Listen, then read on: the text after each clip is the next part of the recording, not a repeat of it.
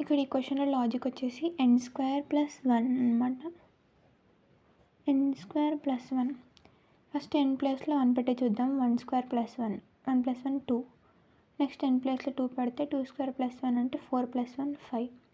Next n ప్లేస్లో 3 పెడితే 3² 9, 9 + 1 వచ్చేసి 10.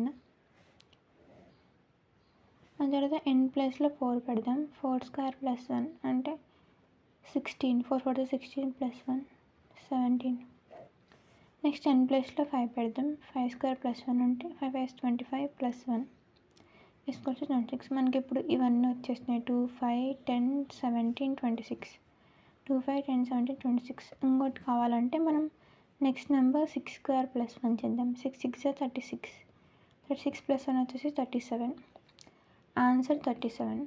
మనం ఈ ప్రాబ్లమ్కి ఈ లాజిక్ కాకుండా వేరే లాజిక్ కూడా ఫాలో కావచ్చు అనమాట. ఇక్కడ మనం ఫస్ట్ దీనికి డిఫరెన్స్ చూసినట్టయితే 2 - 5 3 అండ్ 5కి దీనికి మధ్యలో డిఫరెన్స్ 5.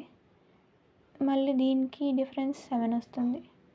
దీనికి డిఫరెన్స్ వచ్చేసి 9 వస్తుంది.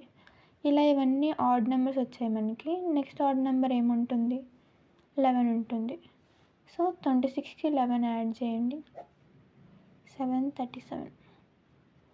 So answer is 37. ఇక్కడ కూడా సేమ్ వచ్చింది చూసారా? ఇక్కడ ఫస్ట్ నెంబర్ నుంచి సెకండ్ నెంబర్ కాదు, ఇది సెకండ్ నెంబర్ హైయెస్ట్ కాబట్టి 5 - 2, 10 - 5 5, 17 - 10 7, 26 - 17 9 అలా అనమాట. ఇవన్నీ ఇలా యాడ్ చేసుకుంటూ వస్తుంది ఆన్సర్. ఈ 2 మెథడ్స్లో ఏదైనా ఫాలో అవ్వచ్చు మనం.